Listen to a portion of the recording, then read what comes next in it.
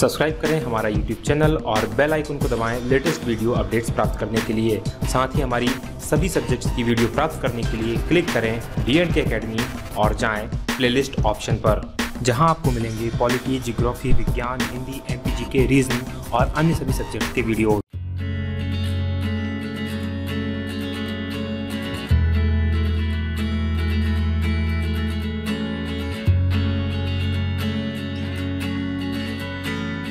This video is sponsored by mocktime.com। SSC banking all competition exams की test series join करें मात्र 100 रुपये में। अधिक जानकारी के लिए क्लिक करें ऊपर आई बटन या नीचे डिस्क्रिप्शन में लिंक पर। साथियों नमस्कार, बहुत स्वागत है आपका D&K अकेडमी के वीडियोस में। मैं हूं भगवत दांगी, फाउंडर D&K अकेडमी। आप देख रहे हैं डेली करंट अफेयर शो और आज है 30 जुलाई 2017। तो चलिए शुरू करते हैं हमारा वीडियो बिना किसी देरी के। आज की सबसे पहली खबर या सबसे पहला प्रश्न है कि निम्नलिखित में से किन ब्रिक्स देशों के कर प्राधिकरण मतलब जो कर का नियमन करते हैं, कर टैक्स संबंधी चीज़ों को देखते हैं, ने कर मामलों में सहयोग बढ़ाने के लिए व्यवस्था स्थापित करने को लेकर ऐतिहासिक समझौते पर हस्ताक्षर किए। तो ब्रिक्स देशों ने हस्ताक्षर किए हैं, सभी पांचों ब्रिक्स देशों ने इस पर हस्ताक्षर किए हैं। भारत ने भी किए हैं, चाइना ने किए हैं, ब्राजील ने किए हैं, रशिया ने किए हैं और साउथ अफ्रीका ने इस पर हस्ताक्षर किए हैं। यानी कि सभी ब्रिक्स देशों के द्वारा इस पर हस्ताक्षर किए गए हैं। यदि ब्रिक्स की हम बात करें, ब्रिक्स BRICS से मिलकर बना है, जिसमें B से मतलब है ब्राजील, R से मतलब है Russia, I for India, C for China और S फॉर साउथ अफ्रीका है। साउथ अफ्रीका की बात करें तो साउथ अफ्रीका जो ब्रिक्स में शामिल हुआ, सबसे बाद में शामिल हुआ, 2010 में शामिल हुआ। उससे पहले केवल 4 देश ब्रिक में शामिल थे, जिसको ब्रिक कहा जाता था। जब साउथ अफ्रीका इसमें शामिल हो गया तो इसे ब्रिक्स के नाम से जाना जाने लगा।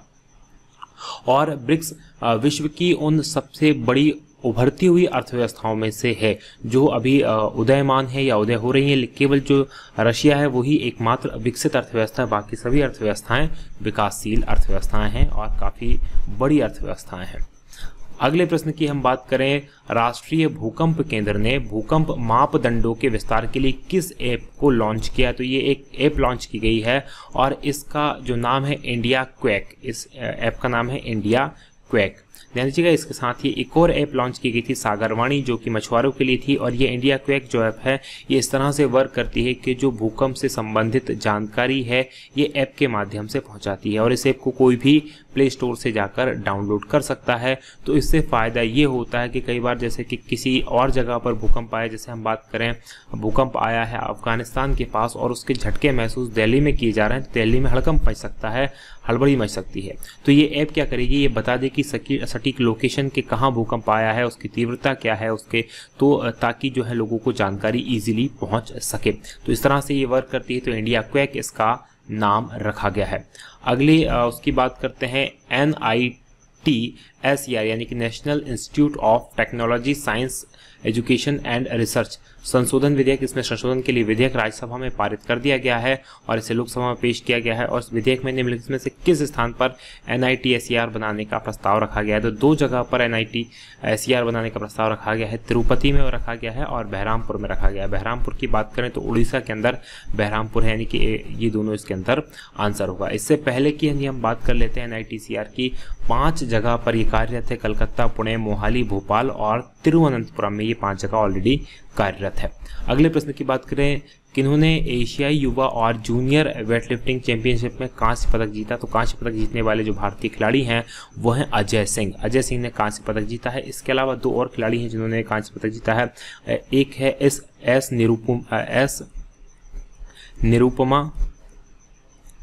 निरुपमा जिन्होंने 69 किलोग्राम वर्ग में कांस्य पदक जीता है, जबकि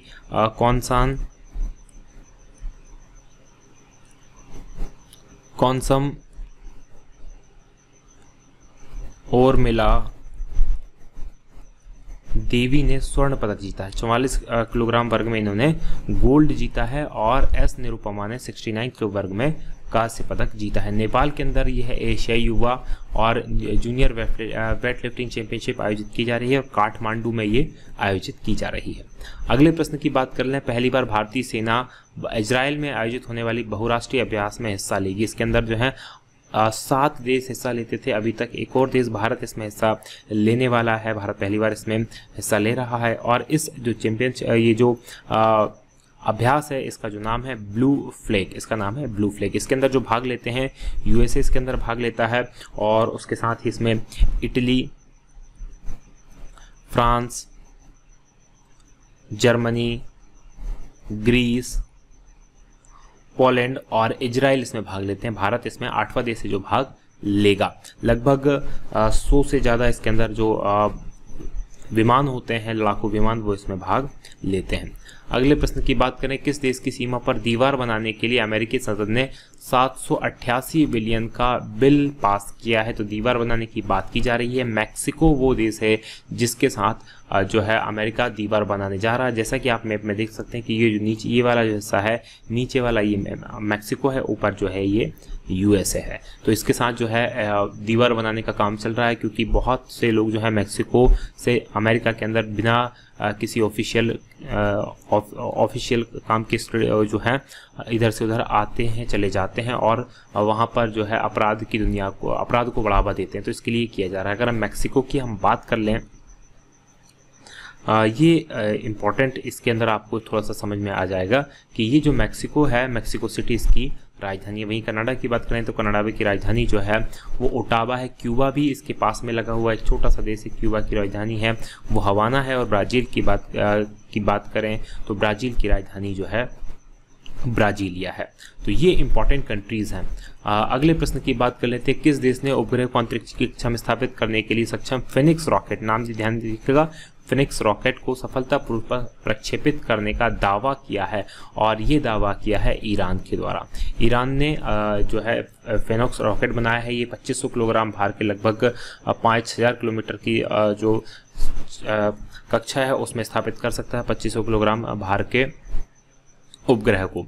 ईरान की बात करें तो तेहरान जो है इसकी राजधानी है, तेहरान। और यहाँ के जो प्रमुख हैं उनका नाम जो है हसन रूहानी है। रियाल जो है यहाँ की मुद्रा है। वहीं पाकिस्तान की आप सभी को पता है, पाकिस्तान की राजधानी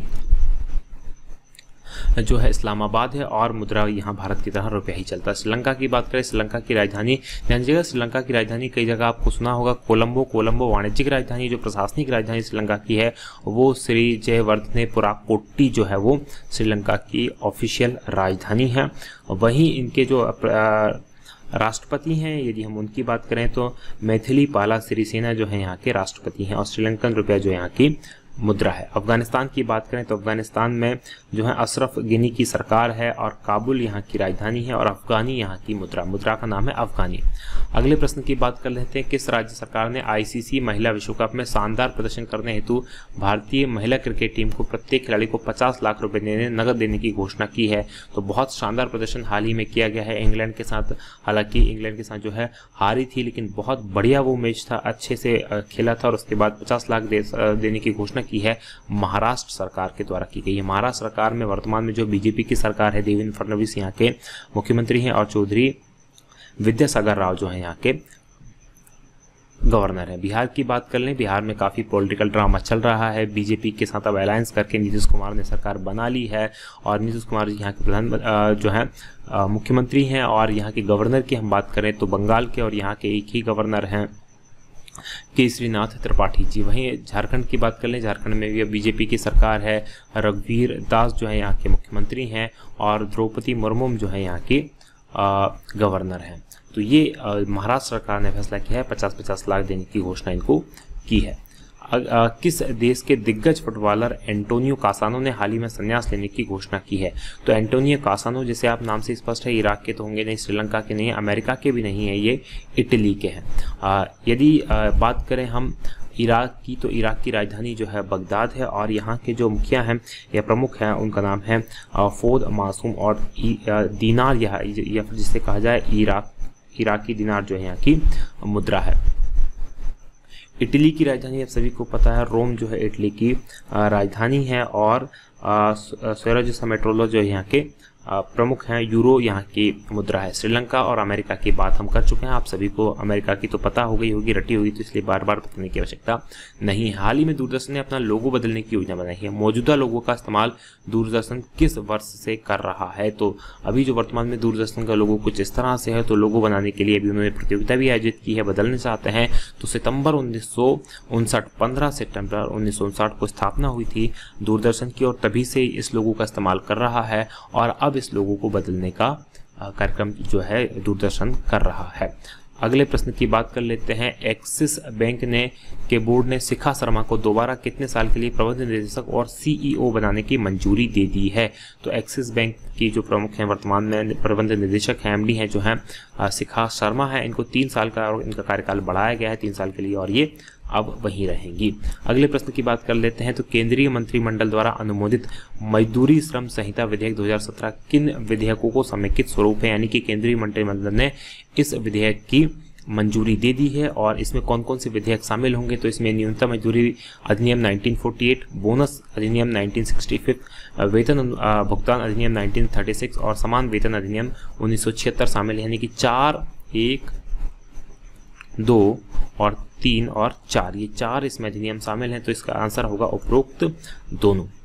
तो ये आज का हमारा वीडियो था। यदि वीडियो आपको पसंद आया तो आप इसे लाइक जरूर करें, शेयर करना ना भूलें, और कमेंट करके हमें जरूर बताएं कि आपको हमारा प्रयास कैसा लग रहा है। यदि आपको हमारा प्रयास पसंद आए तो आप उसे ऐसा बताएं। यदि आपको कुछ शिकायत या सुझाव है तो वो भी आप जरूर बताएं। आपकी एक शिकायत बार बार रहती है कि मैं बार बार बीच में भाग जाता हूँ।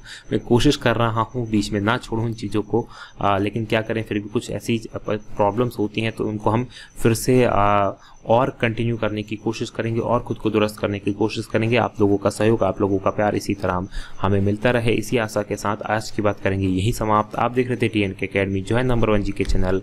बहुत बहुत धन्यवाद। जय हिंद, जय भारत।